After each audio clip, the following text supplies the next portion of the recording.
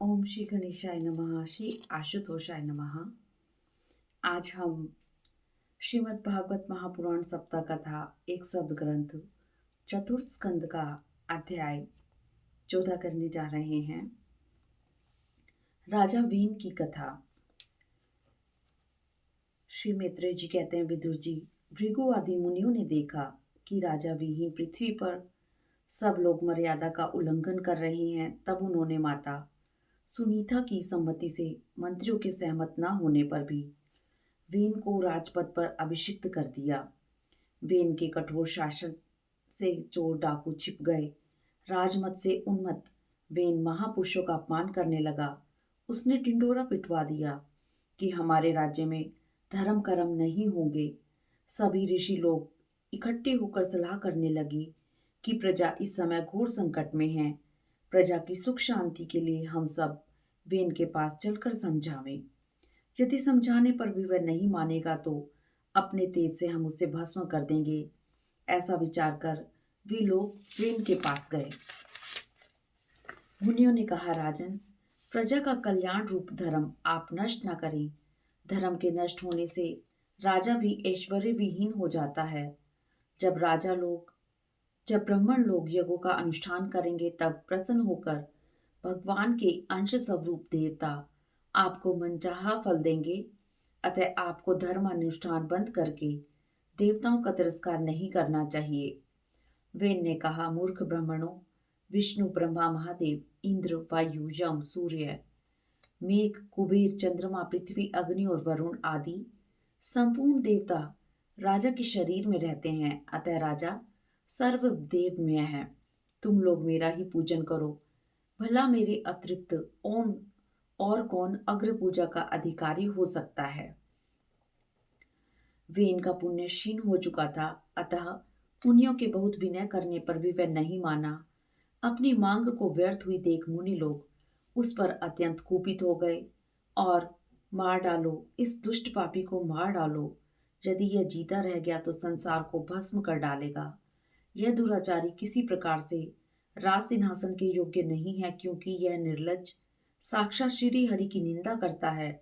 इस प्रकार अपने छिपे हुए क्रोध को प्रकट कर उन्होंने उसे मारने का निश्चय कर दिया। वह तो भगवान की निंदा करने से पहले ही मर चुका था, अतः केवल हुंकारों से ही उन्होंने उसको यमपुरी पहुंचा दिया। उसका काम तमाम कर मुनिगण अपने अपने आश्रमों को चले गए। श्री मैत्रेय जी कहते हैं, विदुर जी, वेन की शोक आकुला माता सुनीता मंत्र आदि के बल से तथा अन्य युक्तियों से अपने पुत्र के शव की रक्षा करने लगी। एक दिन मुनिगण सरस्वती में स्नान कर अग्निहोत्र से निवृत्त होकर हरि चर्चा कर रहे थे।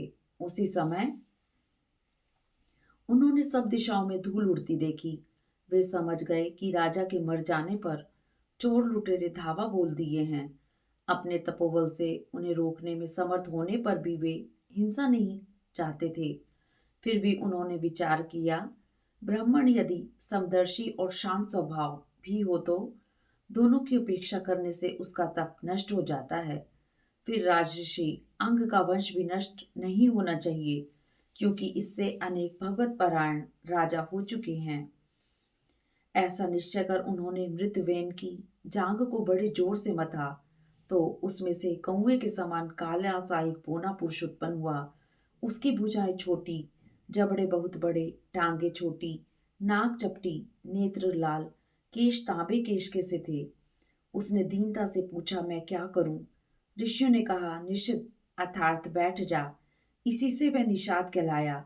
उसने जन्म लेते ही राजा वैन के सभी पापों को अपने ऊपर ले लिया।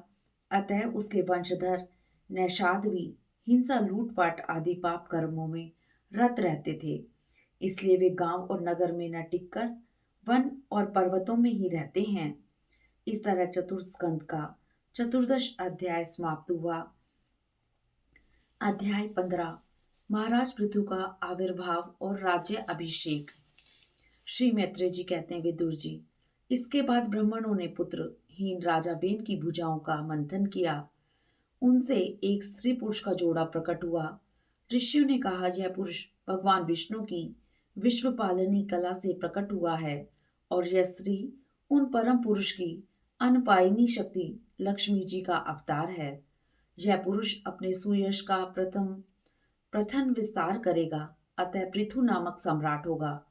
और यह स्त्री स्त्री पृथु को ही अपना पति बनाएगी, इसका नाम अर्ची होगा। संपूर्ण विश्व में हर्ष व्याप्त हो गया। सबके सब पृथु की स्तुति करने लगे। समस्त देवता, ऋषि और पितर वहां आ गए। श्री ब्रह्मा जी देवता और देवेश्वरों के साथ वहां पधारे। उन्होंने पृथु के दाहिने हाथ में विष्णु की रेखाएं और चरणों में कमल का चिन्ह देखकर उन्हें श्री हरि का अंश जान लिया। वेदवानी ब्राह्मणों ने महाराज पृथु के अभिषेक का आयोजन किया। नदी, पर्वत, समुद्र, सर्प, गौ, कुबेर, वरुण, वायु, धर्म, इंद्र, यम, ब्रह्मा, सरस्वती, विष्णु, लक्ष्मी, रुद्र, अंबिका, चंद्रमा, त्वष्टा, विश्वकर्मा, अग्नि, सूर्य, पृथ्वी, आकाश, ऋषि, सिद्ध, गंधर्व और अन्य सब प्राणियों ने उन्हें तरह तरह के उपहार भेंट किए। इसके बाद सूत, मागध और बंदीजन उनकी स्तुति करने लगे। अपनी स्तुति सुनकर महाराज पृथु ने हंसते हुए कहा, सौम्यजन, अभी तो मेरा कोई गुण प्रकट नहीं हुआ, फिर आप लोग किन गुणों को लेकर मेरी स्तुति कर रहे हो? कालांतर में जब मेरे गुण प्रकट हो जाएं, तब मेरी स्तुति कर लेना।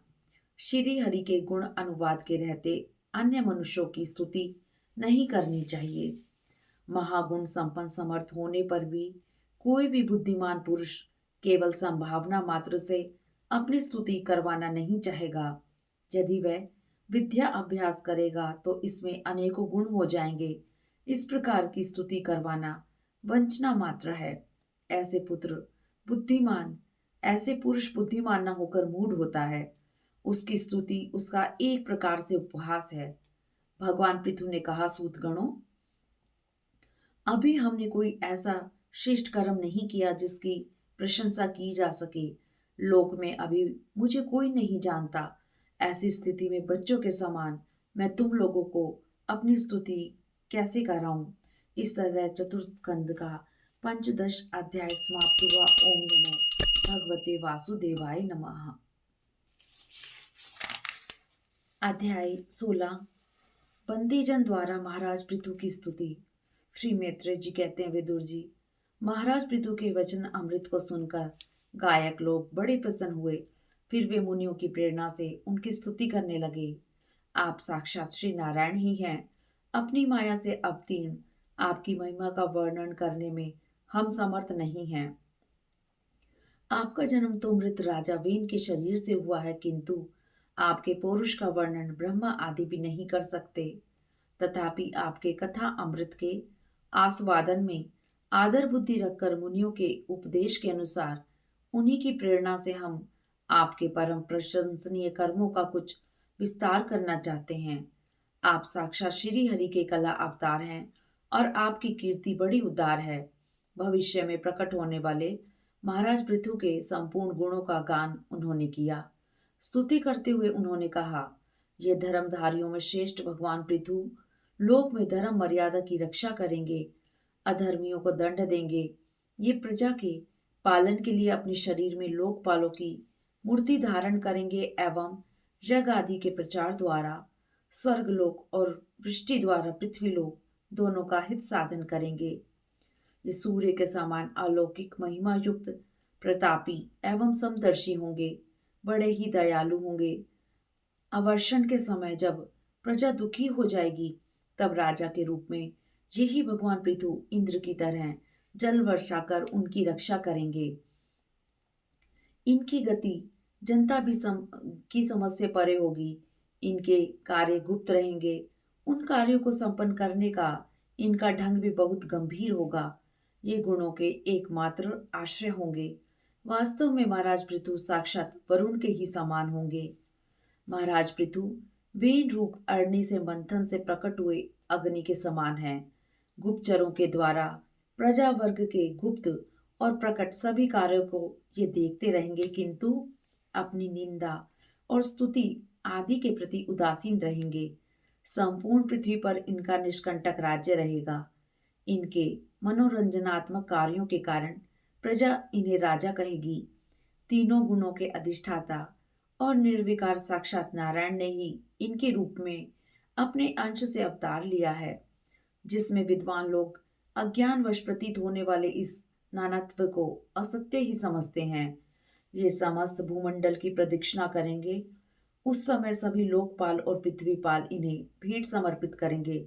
ये प्रजापालक राजाओं के भी राजा होकर जनता के जीवन निर्वाह के लिए गोरूप धारिणी पृथ्वी को दूहेंगे और देवेंद्र की तरह अपने धनुष कोण से पर्वतों को तोड़ फोड़ कर पृथ्वी को समतल कर देंगे। रणभूमि में इनके सामने कोई नहीं टिकेगा। ये सरस्वती के उद्गम स्थान पर 100 अश्वमेध यज्ञ करेंगे। तब अंतिम यज्ञ में इंद्र इनके घोड़े को हर कर ले जाएंगे। अपने महल के बगीचे में इनकी एक बार भगवान सनत कुमार से भेंट होगी। उनकी भक्ति पूर्वक सेवा करके ये पर ब्रह्म प्राप्ति का ज्ञान उनसे प्राप्त करेंगे। इस प्रकार जब इनके पराक्रम जनता के सामने आ जाएंगे, तब वे महापराक्रमी महाराज जहां तहां अपने चरित्र की ही चर्चा सुनेंगे। इनकी आज्ञा का विरोध कोई नहीं करेगा। ये सारी दिशाओं को जीतकर प्रजा का कलेश दूर करेंगे। उस समय देवता और असुर भी इनके विपुल प्रभाव का वर्णन करेंगे। इस प्रकार चतुर्थ स्कंद का षोडश अध्याय समाप्त हुआ। ओम नमो भगवते वासुदेवाय नमः। ओम नमो भगवते वासुदेवाय नमः। ओम नमो भगवते वासुदेवाय नमः। ओम नमो भगवते वासुदेवाय नमः। अध्याय 17। महाराज पृथु का पृथ्वी पर कुपित होना और पृथ्वी के द्वारा उनकी स्तुति करना।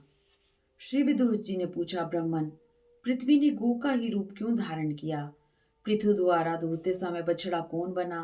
दूहने का पात्र क्या था? पृथ्वी को पृथु ने समतल कैसे किया? इंद्र उनके यज्ञ संबंधी घोड़े को क्यों हर के ले गए?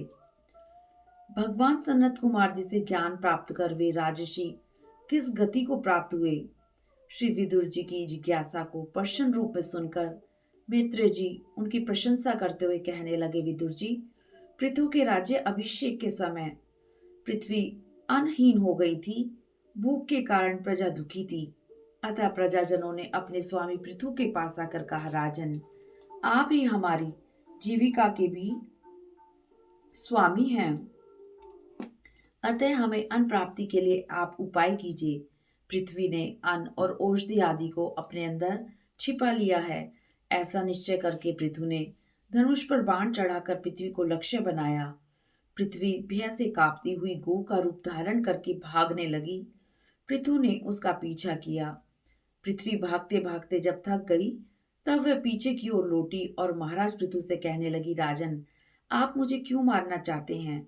मैं आपकी शरण में हूं, फिर मुझे स्त्री का वध आपको नहीं करना चाहिए। स्त्रियों से प्राय अपराध हो जाया करते हैं और उन पर साधारण जीव भी हाथ नहीं उठाते। फिर आप जैसे करुणामय और दीनों पर दया करने वाले ऐसा तो नहीं कर सकते। प्रभु, सारा संसार मेरे ही आधार पर स्थित है। मुझे तोड़कर संपूर्ण प्रजा सहित स्वयं अपने को जल के ऊपर कैसे रख सकेंगे? मैं एक मजबूत नौका के समान हूं। महाराज पृथु ने कहा, पृथ्वी, तू यज्ञ में देवता रूप से भाग तो लेती है, किंतु उसके बदले में हमें अन्न नहीं देती। अतः आज मैं तुझे मार डालूंगा। तूने ब्रह्मा जी के उत्पन्न किए हुए अन्न आदि के बीजों को अपने में छिपा लिया है और अब मेरी भी परवाह न करके उन्हें अपने गर्भ से निकालती नहीं। मैं अपने बाणों से तुझे छिन भिन करके तेरे मेदे से इस क्षुधा आतुर प्रजाजनों की रक्षा करूंगा। जो दुष्ट प्रवृत्ति वाला अपना ही पोषण करे और अन्य जीवों के प्रति निर्दय भाव रखे, वह पुरुष हो या स्त्री या नपुंसक ही क्यों ना हो, उसे मारना किसी भी राजा के लिए न मारने के समान है। तुम घमंड से मदोन्मत्त हो रही हो। इस समय तुमने माया से ही गाय का रूप धारण किया। मैं अपने बाणों से तेरे टुकड़े टुकड़े कर दूंगा और अपने योग बल से प्रजा को धारण करूंगा। इस प्रकार क्रोध से महाराज पृथु इस समय पृथ्वी का साक्षात काल दिखाई पड़ रहे थे। पृथ्वी भय से कांपती हुई अत्यंत विनीत भाव से कहने लगी, राजन, आप साक्षात परम पुरुष हैं। अपनी माया से अनेक प्रकार के शरीर धारण कर गुण में जान पड़ते हैं। तथ्य तो यह है कि आत्म अनुभव द्वारा आप अधिभूत अध्यात्म और अधिदेव संबंधी अभियान और उससे उत्पन्न राग द्वेष आदि से सदा परे हैं। मैं आपको नमस्कार करती हूँ। कल्प के प्रारंभ में अपने आश्रित रहने वाली अनिर्वचनीय माया से आपने ही इस चराचर जगत की रक्षा की है और रचना की है।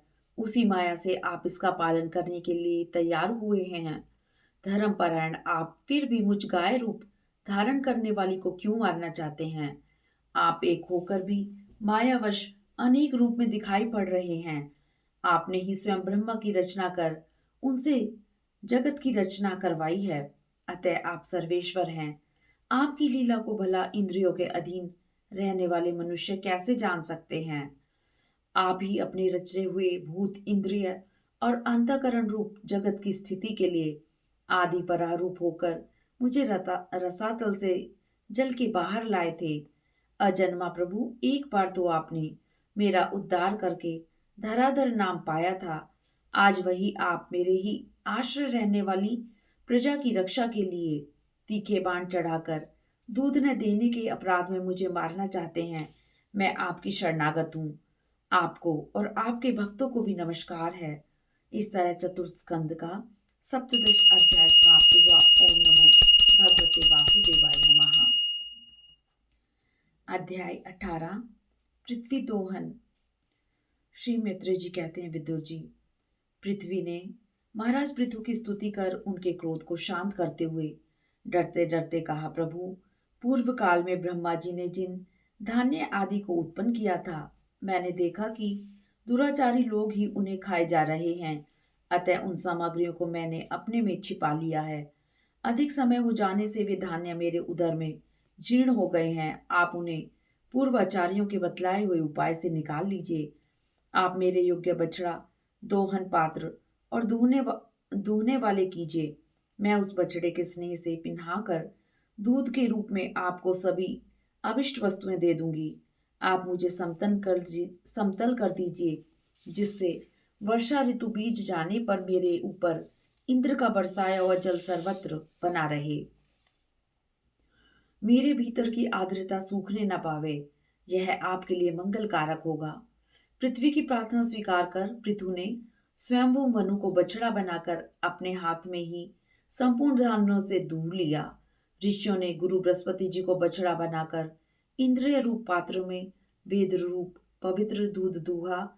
देवताओं ने इंद्र को बछड़ा बनाकर स्वर्णमय पात्र में अमृत, वीर्य, ओज और शारीरिक बल रूप दूध दूहा। दैत्यों और दानवों ने प्रहलाद जी को बछड़ा बनाकर लोहे के पात्र में मदिरा और आसव रूप दूध दूहा। गंधर्व और अप्सराओं ने विश्वावसु को बछड़ा बनाकर कमल रूप पात्र में संगीत, माधुर्य और सौंदर्य रूप दूध दूहा। पितरों ने पितरीश्वर अयरमा को बछड़ा बनाकर मिट्टी के कच्चे पात्र में कव्य अर्थात पितरों को अर्पित करने वाला अन्न रूप दूध दूहा। कपिल देव जी को बछड़ा बनाकर आकाश रूप पात्र में सिद्धों ने अणिमा आदि अष्ट सिद्धि तथा विद्याधरों ने आकाश गमन आदि विद्याओं को दूहा। किम पुरुष आदि मायावियों ने मय दानव को बछड़ा बनाया तथा अंतर ध्यान होना, विचित्र रूप धारण कर लेना आदि संकल्पमयी मायाओं को दूध रूप से दूहा। यक्ष, राक्षस तथा भूत पिशाच आदि मांसाहारियों ने भूतनाथ रुद्र को बछड़ा बनाकर कपाल रूप पात्र में रुधिर, आसव रूप दूध दूहा। बिना फन वाले सांप, नाग और बिच्छू आदि विषैले जंतुओं ने तक्षक को बछड़ा बनाकर मुख रूप पात्र में विष रूप दूध दूहा। पशुओं ने भगवान रुद्र के वाहन बैल को बछड़ा बनाकर वन रूप पात्र में तृण रूप दूध दूहा। बड़ी बड़ी दाढ़ों वाले मांस भक्षी सिंहों ने सिंह रूप बछड़ा बनाकर अपने शरीर रूप पात्र में कच्चा मांस रूप दूध दूहा। पक्षियों ने गरुड़ जी को बछड़ा बनाकर कीट पतंग आदि चर और फल आदि अचर पदार्थों को दूध बनाकर अपने शरीर रूप पात्र में दूध दूहा। वृक्षों ने वट को बछड़ा बनाकर रस रूप दूध को दूहा। पर्वतों ने हिमालय को बछड़ा बनाकर अपने शिखर रूप पात्रों में अनेक प्रकार की धातुओं को दूहा। पृथ्वी तो सभी अभिष्ट वस्तुओं से संपन्न है और इस समय वह पृथु जी के अधीन थी। अतः उससे सभी ने अपनी अपनी जाति के मुखिया को बछड़ा बनाकर पृथक पृथक पात्रों में भिन्न भिन्न पदार्थों को दूध के रूप में दूध लिया। इस प्रकार पृथु आदि अन्न भक्षण करने वालों ने भिन्न भिन्न पात्र और बछड़ों के द्वारा अपने अपने भिन्न विभिन्न अन्न रूप पृथ्वी दूध पृथ्वी से दूह लिए। श्री मित्र जी कहते हैं, विदुर जी, इस प्रकार सर्वकाम दूहा पृथ्वी से संपूर्ण सामग्री प्राप्त कर महाराज पृथु स्नेहवश उसे अपनी कन्या के रूप में स्वीकार कर लिया। फिर महाराज पृथु ने पर्वतों को फोड़कर इसी पृथ्वी को समतल कर दिया। उन्होंने प्रजा वर्ग के लिए जहां जहां यथा योग्य निवास स्थानों का विभाग किया। अनेकों गांव, कस्बे, नगर, दुर्ग, अहीरों की बस्ती, पशुओं के रहने के लिए स्थान, छावनियां, खाने, किसानों के गांव और पहाड़ों की तलहटी के गांव बसाए। महाराज पृथु से पूर्व इस पृथ्वी पर ग्रामपुर आदि का विभाजन नहीं था। सभी लोग अपनी अपनी इच्छा अनुसार जहां तक निश्चिंत होकर बस जाते थे। इस तरह चतुर्स्कंद का अष्टादश अध्याय समाप्त हुआ। ओम नमो भगवते वासुदेवाय नमः। ओम नमो भगवते वासुदेवाय नमः। ओम श्री आशुतोषाय नमः।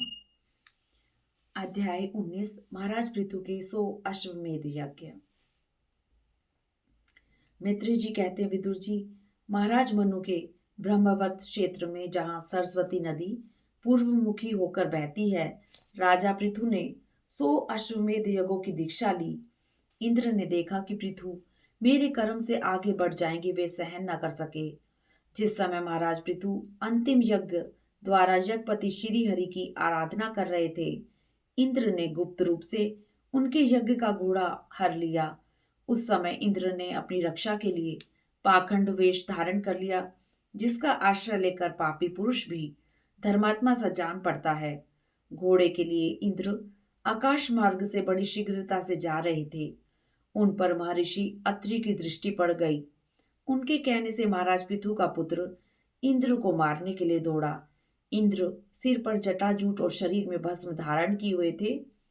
पृथुपुत्र ने उन्हें साक्षात धर्म समझकर बाण नहीं छोड़ा और वापस लौट आया। महर्षि अत्रि ने पुनः उसे इंद्र को मारने के लिए आज्ञा दी। उन्होंने कहा, इंद्र ने पाखंड वेश धारण किया है।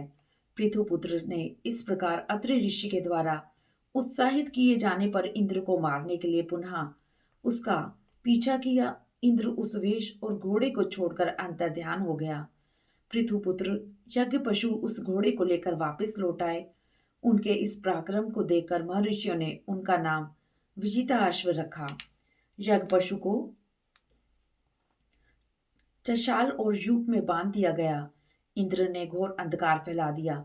घोड़े को लेकर पुनः वह भागे।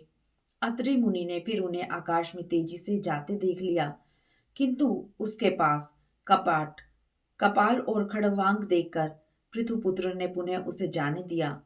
अत्रि ऋषि ने विश्वाश्व को पुनः उकसाया और उन्होंने क्रोध से इंद्र को लक्ष्य बनाकर अपना बाण चढ़ाया। इंद्र पुनः वेश और घोड़े को छोड़कर अंतर्ध्यान हो गए। वीर विजिताश्व घोड़ा लेकर यज्ञशाला में लौट आए। तब से इंद्र के उस निंदित वेश को मंदबुद्धि पुरुषों ने ग्रहण कर लिया। इंद्र ने यहाँ जो जो रूप धारण किए थे, वे पाप के खंड होने के कारण पाखंड कहलाए। इंद्र ने नग्न, रक्तांबर तथा कापालिक आदि पाखंडपूर्ण वेश बनाया था।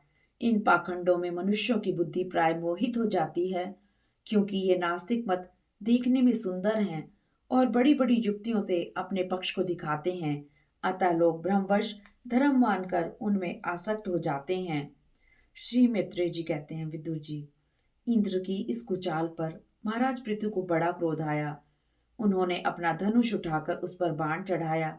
ऋत्विजों ने उन्हें रोका और कहा, राजन, यज्ञ दीक्षा लेने पर शास्त्र विहित यज्ञ पशु को छोड़कर और किसी का वध करना उचित नहीं। हम अमोघ आह्वान मंत्रों द्वारा उसे यहीं बुला लेते हैं और बलात् अग्नि में हवन किए देते हैं। ऐसा कहकर याचकों ने क्रोधपूर्वक इंद्र का आह्वान किया। वे स्रुवा द्वारा आहुति डालना ही चाहते थे कि ब्रह्मा जी ने आकर उन्हें रोक दिया। वे बोले, याचकों, यह यज्ञ संज्ञक इंद्र तो भगवान की ही मूर्ति है। तुम लोग यज्ञ द्वारा जिन देवताओं की आराधना कर रहे हो वे इंद्र के ही अंग हैं। उससे विरोध भी मत करो, अन्यथा वह और भी पाखंड मार्गों का प्रचार करेगा। पृथु के 99 ही यज्ञ रहने दो। फिर उन्होंने पृथु से कहा, राजन, आप और इंद्र दोनों ही पवित्र कीर्ति श्री हरि के शरीर हैं, अतः अपने ही स्वरूप भूत इंद्र के प्रति आप क्रोध न करें। इस यज्ञ को बंद कीजिए। इसी के कारण इंद्र के पाखंड से धर्म का नाश हो रहा है। इंद्र के रचे हुए पाखंडों की ओर सारी जनता खिसती चली जा रही है। आप साक्षात विष्णु के अंश है। यह प्रचंड पाखंड पृथ्वी पृथु रूप इंद्र की माया अधर्म की जननी है, अतः आप इसे नष्ट कर डालिए। श्री मैत्रेय जी कहते हैं, विदुर जी, भगवान ब्रह्मा जी के समझाने पर महाराज पृथु ने इंद्र के साथ संधि कर ली और यज्ञ का आग्रह छोड़ दिया। उन्होंने यज्ञांत स्नान किया। उनके सभी यज्ञों से तृप्त देवताओं ने उन्हें अभिष्ट वर दिया। पृथु ने श्रद्धापूर्वक ब्राह्मणों को दक्षिणाएं दी। ब्राह्मणों ने उन्हें अमोघ आशीर्वाद दिया। इस तरह चतुर्स्कंद का 19वां अध्याय समाप्त हुआ। ओम नमो भगवते वासुदेवाय नमः। ओम नमो भगवते वासुदेवाय वासुदेवाय।